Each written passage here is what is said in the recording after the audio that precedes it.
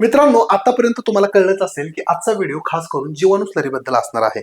या व्हिडिओमध्ये अतिशय थोड्या वेळामध्ये आणि सोप्या भाषेमध्ये मी तुम्हाला सांगणार आहे की जीवाणू स्लरी म्हणजे काय, जीवाणू स्लरी तयार करण्यासाठी कोणकोणती सामग्री लागते, जीवाणू स्लरीचा वापर आपण कशा प्रकारे करू शकतो आणि वापरानंतर त्याचे फायदे आपल्याला कोणकोणते होणार आहेत.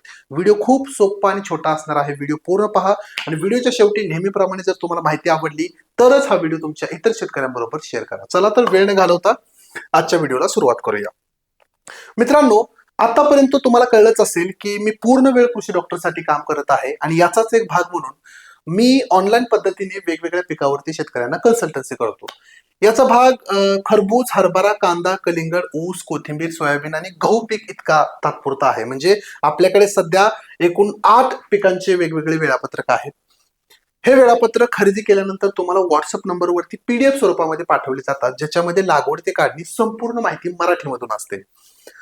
आता हे वेळापत्रक खरेदी कसं करायचं, याची किंमत किती आहे, तुम्ही कमेंट्स बॉक्समध्ये चेक करा. याच्या सर्व लिंक्स किंवा याची सर्व किमती त्या ठिकाणी मी टाकलेल्या आहेत.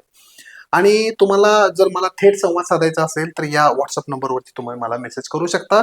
मेसेजची वेळ सकाळी 9 ते सायंकाळी 6 इतकी आहे. ठीक आहे. आता ही झाली सूचना. आता आपण आपल्या मुख्य विषयावरती येऊया, जीवाणू स्लरी.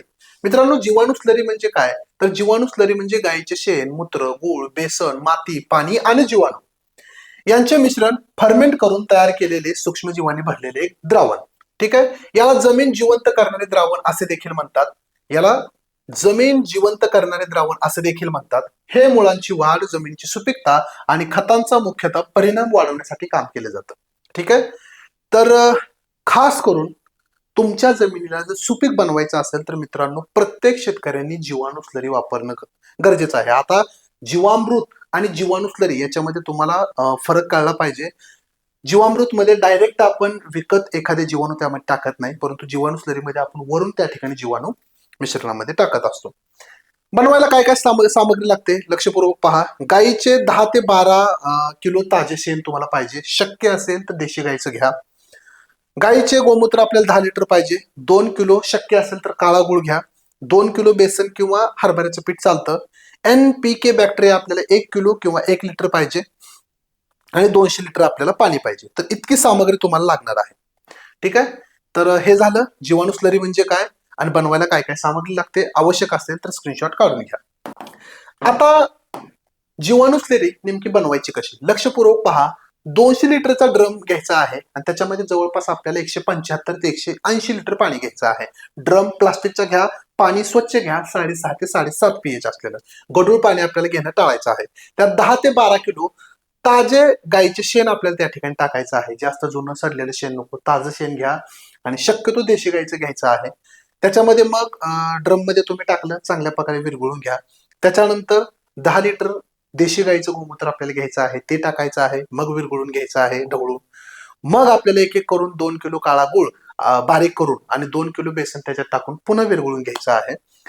आणि शेवटी आता ही एक मूठ माती बरेच लोक सांगतात की बांधावरची घ्या किंवा तुम्ही वडाच्या झाडाखालची घ्या. शक्यतो कुठल्याही मातीमध्ये आता जीवाणूचं काउंट राहिलेलं नाही. डायरेक्ट 1 किलो किंवा 1 लिटर NPK बॅक्टेरियाचा कॉन्सो मिळतो. म्हणजे नत्र, स्फुरद आणि पालाचे जीवाणू एकत्र 1 लिटर किंवा 1 किलो मिळतात. ते आपल्याला थेट आणायचे आहेत, बॅरल मीठ टाकायचे आहेत आणि चांगल्या प्रकारे विरघळून घ्यायचं आहे. मिश्रण सावलीत आपल्याला 2 ते 3 दिवस ठेवायचं आहे. दररोज 2 वेळा काठीने सकाळ आणि संध्याकाळी ढवळायचं आहे. मिश्रण उघडं ठेवायचं नाही, त्याला सुती कपड्याने झाकायचं आहे आणि पॅक पण ठेवायचं नाही, एकदम हवा बंद देखील करायचं नाही. आणि 2 ते 3 दिवसांनी द्रावण तुमचं तयार होणार आहे. तयार झालेलं द्रावण तुम्हाला वस्त्रगाळ करून वापरून टाकायचं आहे.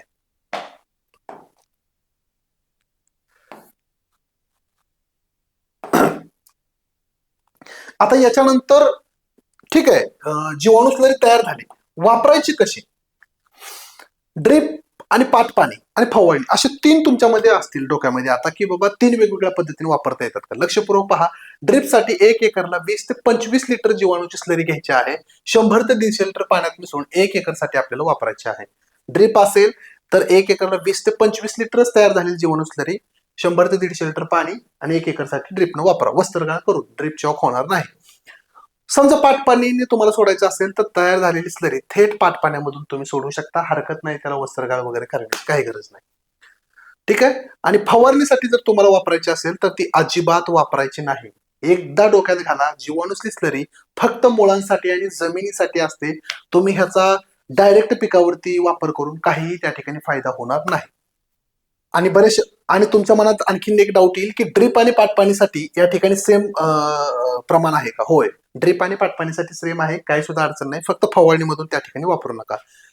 आणखीन एक प्रश्न असतो शेतकऱ्यांचा की एकदा बनवलेली स्लरी आपण किती दिवस वापरू शकतो? बघा, जीवाणू स्लरी जास्तीत जास्त 5 ते 7 दिवसच टिकते. बरेच लोक म्हणतात की हा त्याचं मल्टिप्लिकेशन होतं, जास्त दिवस वापरू शकतो. अजिबात असं काही नाही.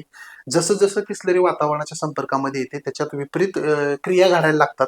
त्याच्यामुळे शक्यतो 5 ते 7 दिवसाच्या आतमध्येच ती वापरून टाका.